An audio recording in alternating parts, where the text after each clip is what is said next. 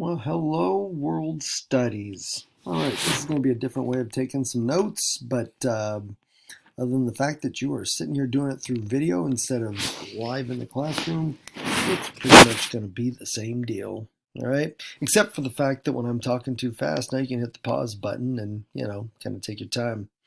While we're going through these, I'll give you some. I'll give you some very strong suggestions, requirements. I don't know, for you to put some information over onto your left column, and this will be a little nice little check for me that you're actually listening to this versus just kind of watching it, because there'll be a few things I'll ask you specifically to put in your left column, and when I do a grade check on these notes, I'll be able to tell really easily who actually listened versus who just kind of, hit the play button and muted the sound. Who would want to do that? Come on. I know. Anyhow, all right. The modern world is where we are up to. Okay. We've finished up our unit 2 on the Middle Ages. And so here is where we are going from here. All right. And part 1 does deal with a topic called the Renaissance, which is a topic that I know that some of you, again, those of you who have had some world history may have learned a bit about this, and then I know there's plenty of you who have nothing to connect this to. All right, so let's get going here. Renaissance, by the way, and this is the first thing you can get over into your left column, all right, is a word that in Latin means rebirth. Okay, you think back to Unit 2 when we're in the Middle Ages.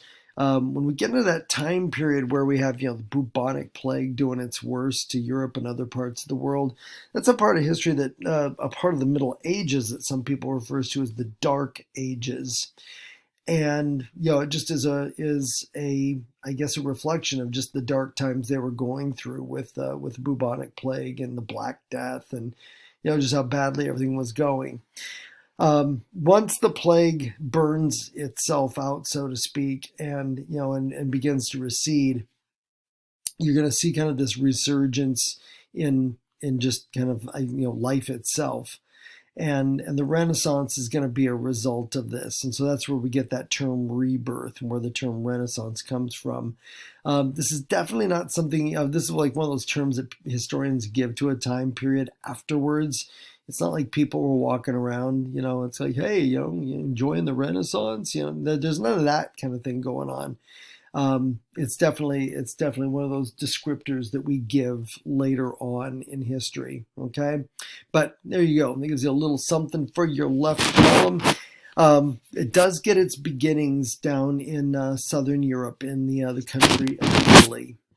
And A will just kind of give you the basic time frame. Historians kind of go back and forth on this, but this is what we'll agree to here. And so, yeah, about a 200-year period, we're going to see the Renaissance do have most of its effects on world history. For B there is kind of this reaching back to kind of those Greek and Roman cultures, especially looking at some of the philosophy and some of the literature, and also looking a little bit at the artwork that came from the Greek and Roman world. And this is going to give a little bit of that inspiration to a lot of the artists and a lot of the writers and people who are going to be, produce a lot of the output that comes out during the Renaissance time period. Okay. All right, and then C is giving you a little bit of information there that this is not really something that we're going to see amongst kind of the lower end of the social ladder, people who are a little bit more on the working class ends of things. It really is going to be, the Renaissance is more of a product of people who are wealthier, and it's just people who have time to be able to devote to art and literature and things like that. Ordinary folks, kind of like most of you and me, it's more like, hey, I gotta do this stuff to pay the bills, and art, yeah, it's cool if I have any time left over, but the reality is that most of my life's going to be wrapped up in just making sure that I'm getting the job done and taking care of what I have to do. talks about powerful city states, and there's going to be a number of these that will play a role. Again, all of these are located in Italy, and all cities you can go and visit nowadays. But back during the 1350, 1550 time period, these are examples of city states that we've learned about earlier on in other units, where you kind of have the city and then all the surrounding territory, right directly around it, that makes it up. So Milan is your first example there, and a city that is able to become very rich, because number one, they do have a lot of connections to different kinds of trade that's going on with other parts of the world, other parts of Europe.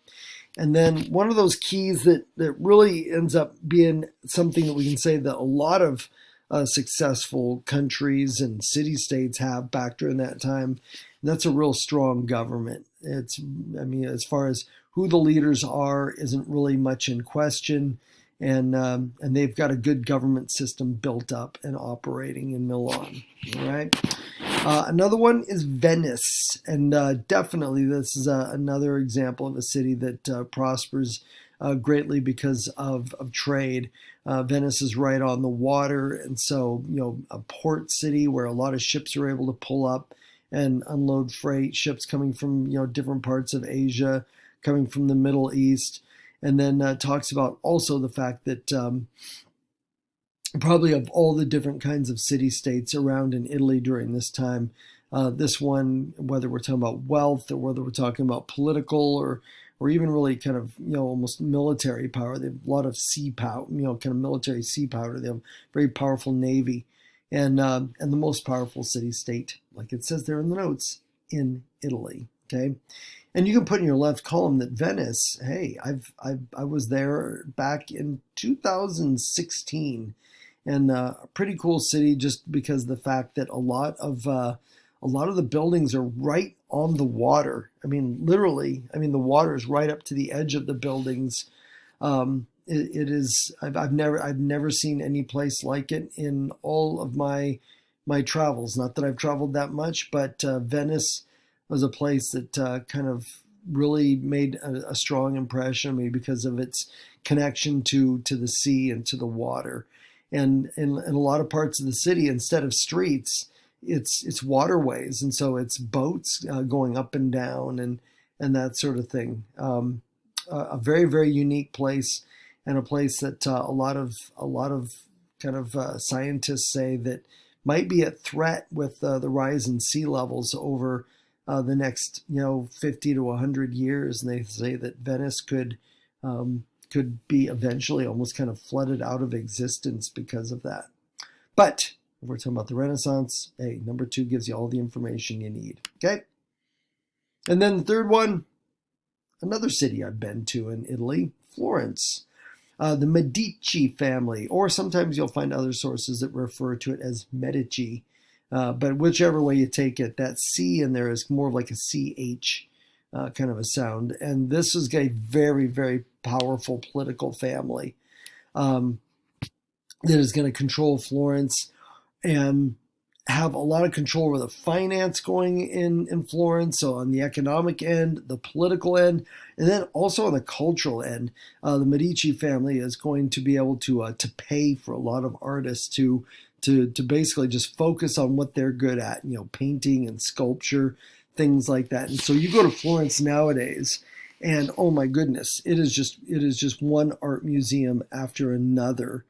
And the whole city just feels, as you walk around it, like it's just soaked in art. It's a really cool place.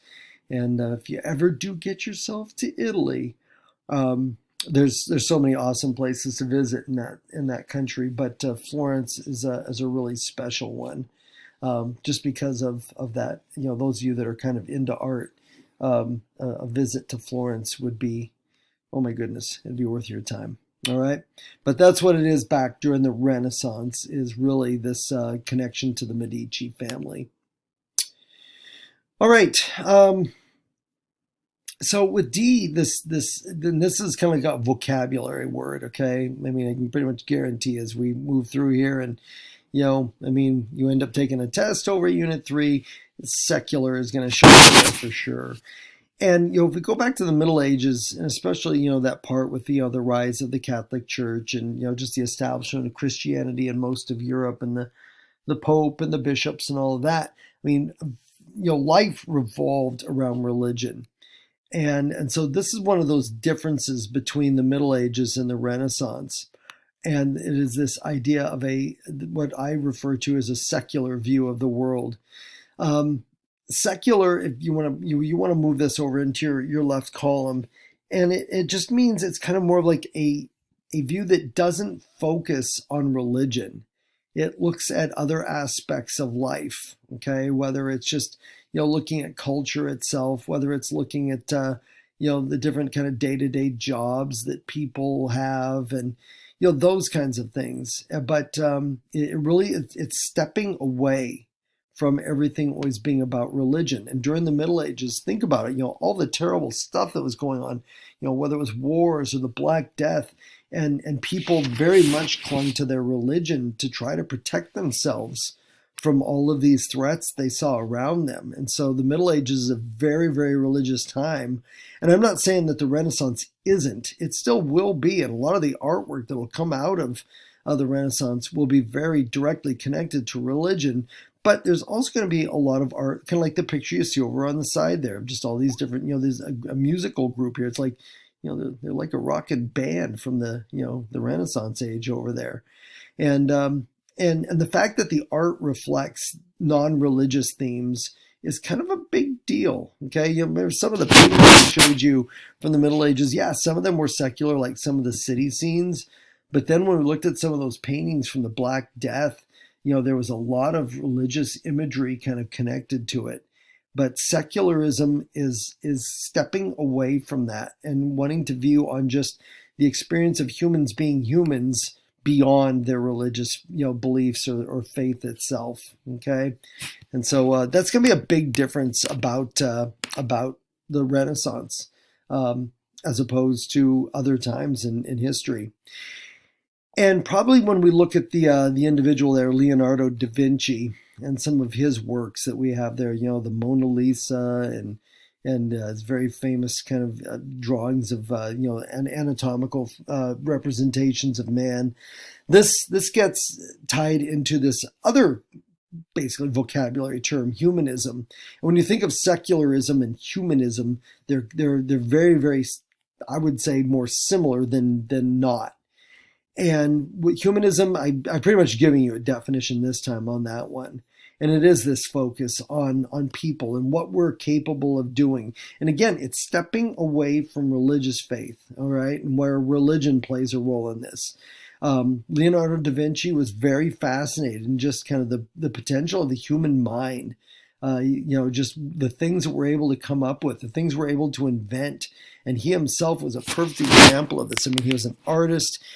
He was an architect. He was an inventor. I mean, this guy was, a lot of people refer to him as the Renaissance man. That'd be a good one for getting over in your left column.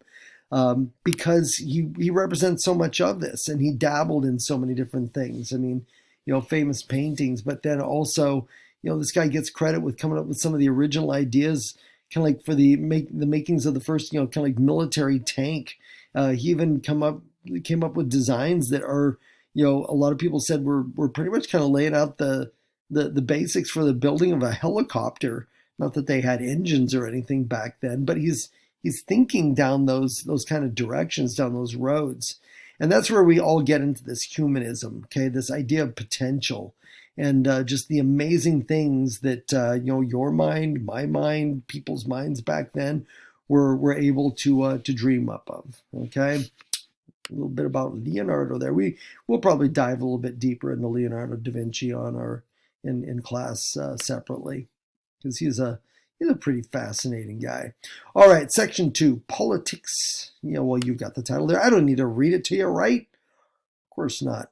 All right, so we talked about the Medici family, and A is a reference to other kinds of people who, whether they start out in the merchant trade and then they're able to go from kind of the business world and stretch that out to the political world. And, I mean, you could argue that things aren't a whole lot different nowadays in a lot of countries, maybe including our own, where, most of the people who are involved in government are people who more often than not are coming from means, people who are well off, people who come from families that, they might not be like crazy over the top wealthy, but still they're wealthy enough to where they can afford for their children to go to, the best schools and the best colleges, and kind of get set up for life. And so when you look in Italy back during the Renaissance, in most of those city states, the three that I mentioned there, or many, many others beyond there, whether we're looking at Genoa or whether we're looking at, going down to Rome and, areas like that. And there is usually this tight relationship between people who are making a lot of money from trade. That's what we call about these, these merchants, and people who then that spills over into political careers and being able to have control over leadership and governments, that sort of thing. All right. Number one just kind of gets into, well, I mean, the title of this section, the war part here. And because we don't really see Italy being completely, totally unified, kind of like, Genghis Khan did with the Mongols or something like that. No, they're the opposite of that. There's this disunity. And so kind of like we talked about in medieval Europe, during that time, there's a version of this going on in Italy, even in the early days of the Renaissance, where you have these city-states that are literally, when I say they fight for power, I don't mean they're arguing with each other. I mean, they're equipping armies and they are fighting against each other. They're fighting battles. And this is what, I mean, is a huge obstacle, because you're not going to end up with just one central government in Italy. Instead, you just have all this little battling going on. I mean, we've learned about this going on in Japan. We've learned about it going on in Europe. Same thing going on down here in, well, I mean, we get right down to a part of Europe, in Italy. All right. And then number two is just, well, countries around them, the Spanish, the French especially, they're looking at Italy, and I must have been kind of a head scratcher at the time because, on one hand, they're fighting each other, and big countries like Spain and France are just kind of looking from the sidelines going, okay. But at the same time, there is this jealousy going on because despite the fact that there's fighting happening, for France and for Spain and Portugal and other countries around, they see how the financial value that's connected to Italy. They see that, that they are so well located for trade, and that a lot of these city-states are just incredibly wealthy, because of the trade and just all the economics that brings to them. And so while all this internal fighting is going on in Italy, you've got kind of these big and fairly powerful neighbors around them that are starting to look at them kind of like, it wouldn't be that hard for us to invade Italy and take advantage of all the disunity and maybe, make it our own. That kind of an idea. Which will get us to B. And those two biggest neighbors, France and Spain, are going to do just that. Okay. And when the war ends in 1527, you got it there that, Italy will not be like a absolutely completely gutted and destroyed country. But, time out here. Sorry, I was having a slight dog revolt. The only downside to recording notes is at home is that, every once in a while I get a dog revolt. So I don't know if you heard the barking in the background, but yeah, just it is what it is. Okay. I guess while I'm talking about that, we also kind of have a revolt of our own going on in Italy. But no, the Spanish, even though the French are the first to attack Italy, it's going to be the Spanish who really kind of jump in there. And really when the Spanish first jump into this war, like it says there, they take the side of Italy. It's like, oh, don't worry, we're going to help you out here and fend off these evil French. But then when the war ends, the Spanish kind of do like the double take and is like, all right, wait, we won the war, and by the way, we're not leaving, and the Italians were too weak to put up any kind of a fight, and so that's the end result is Spain having a lot of domination, political power, and influence in Italy. All right, Machiavelli. All right, Niccoli or Nicola. I think I've heard both pronunciations of his name. Is an Italian author, uh, and I guess this painting will assume looks somewhat like he looked back in the time. But he writes this book called The Prince, and let me get a little bit more about here. Um, he writes it during this time when all of this is going on, the invasion by France, and then Spain jumping into it, and then the war coming to an end, but Spain, still sticking around, and it makes quite an impression on Machiavelli's own view of the world. Oh, more dog outbreaks. Hold on. Sorry about that. They say dogs are a man's best friend, but sometimes I'm not sure. Anyhow, we're on The Prince, okay? And The Prince is this book that Machiavelli publishes. And it's kind of like a guidebook. It's kind of like almost like, hey, you want to be a leader? All right, so you need to buy yourself a copy of The Prince.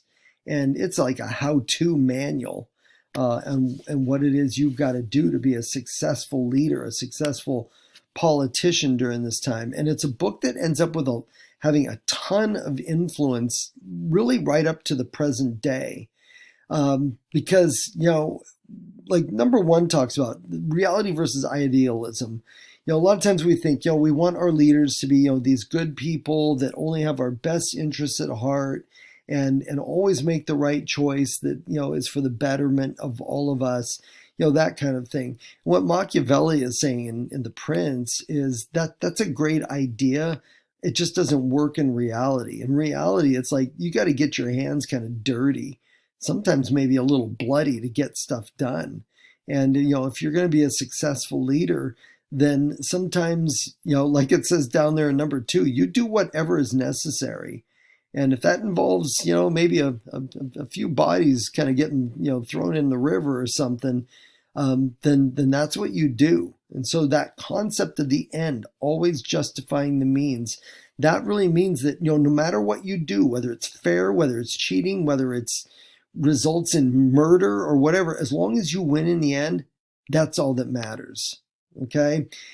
He's a very, very controversial figure in history coming out of the Renaissance because a lot of leaders ever since then have kind of leaned back on his advice. And, I think even to the present day, whether we look at the world as a whole, whether we look at our own country, we could probably talk at length about, how much that does or doesn't get used even in the 21st century. Where leaders do what they feel is that whatever is necessary to be able to have the power that they have. And regardless of how many people might get hurt in the way and, and how they may end up being portrayed later on in history. But we owe all of that or blame all of that on that odd looking smiling face there. Yeah, little Nick Machiavelli. All right. All right. I think we'll do 20. Yeah, I'm kind of looking at about 30 minutes on this so that we can get some information taken care of. All right. Section 3, society. All right. So luckily, we looked at that during feudalism. We had the whole pyramid, and oh my goodness, it was kind of complicated from the top to the bottom. Things a little bit easier during the Renaissance. We're just going to reduce it down to 3 classes. Okay, so at the very very tippity top of the pyramid, or I just put it here as the social ladder, are nobles. Okay, and if you're a man who is coming from that noble class back during the Renaissance, and particularly in Italy. A little different than the Middle Ages. Nobles were typically just people who came from wealth. Nobles during the Renaissance look a little bit different. I mean, yeah, there's going to be the connections to wealth, but you're also going to play that warrior role. You're going to be a soldier. But then the other part that you've got there is this idea that you're also, you're well educated. You can talk about, the Greeks and the Romans in terms of books and works, and the history that connects with all of that. And you also are very cultured. I mean, people can show you a painting and you can talk about, the use of color and maybe shadowing, and kind of the themes that you see in that painting. You're not going to just look at it and go, well, that's pretty. I mean, you can actually, you can discuss it. And so, those would be some of the expectations of the people at the very top of the Renaissance societal ladder there, the nobles. In the middle, it will stop spinning. There it is. Are the townspeople, and these are mostly your working, class people, whether they are people who are, working in a, to us we would call it maybe a factory. They don't have factories back then, but they might have, a building where there's a dozen people working on manufacturing the same kind of product. People who run their own little businesses, people, like we talked about even back in Unit 2, people that we would call, craftsmen or artisans, people who have those very, very specialized skills to produce certain things. All of that kind of slapped together, puts together the middle class of the Renaissance society, those townspeople. And then down at the bottom, no, there's not really serfs so much anymore, but the peasant population of Italy, as well as Europe beyond, still makes up the vast majority of the population, sad to say. The fact that they're free means that, yes, that they're able to move from town to town, city to city, catching work wherever they can find it. But, life is not pretty for these folks. A lot of times it's just a lot of trying to make ends meet. It's tough. It's difficult. And your peasant population, typically they don't live really long lives just because of the harsh conditions under which they live and just the stress and strain that it takes on them, physically. But like it mentions there, by the time it's all said and done, they make up a vast majority of the population, whether you're looking in Italy during the Renaissance or in other parts of Europe as well. And so, yeah, we can talk about nobles, we can talk about, the influence of art and humanism and all that other thing. But one thing to really keep in mind all throughout the Renaissance, because we're going to take a look at all these incredible examples of just beautiful classic artwork and architecture and all that sort of thing. But don't ever lose sight of the fact that most of the people weren't having time to go and admire art and just going, oh man, this Renaissance is such an awesome thing. No, they are basically working their butts off to make sure that there's going to be food on the table, for their families the next day, making sure they're still going to have a roof over their heads a week or a month later.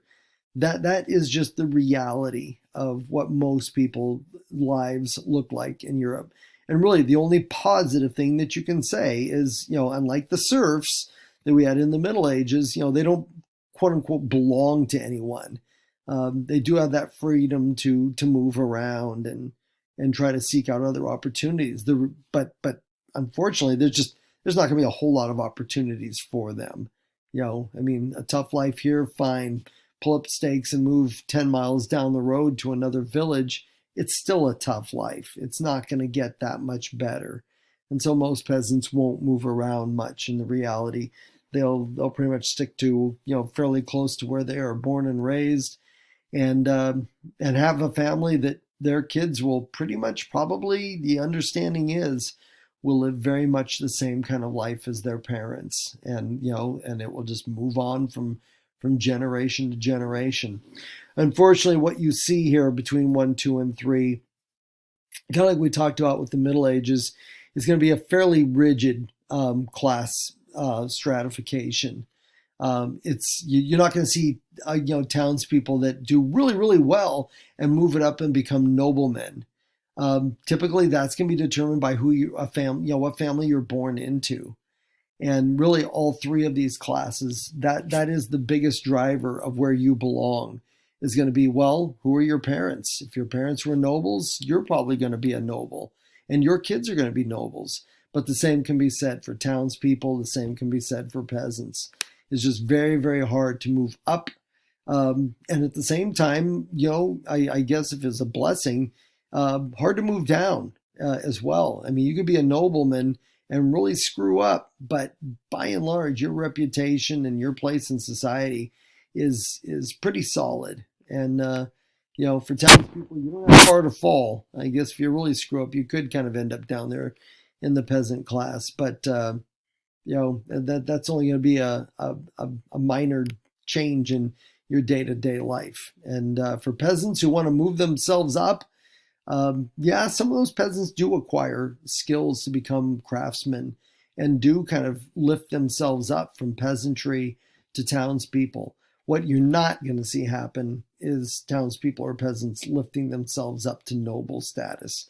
That's going to be really strongly determined just, by birth. Okay.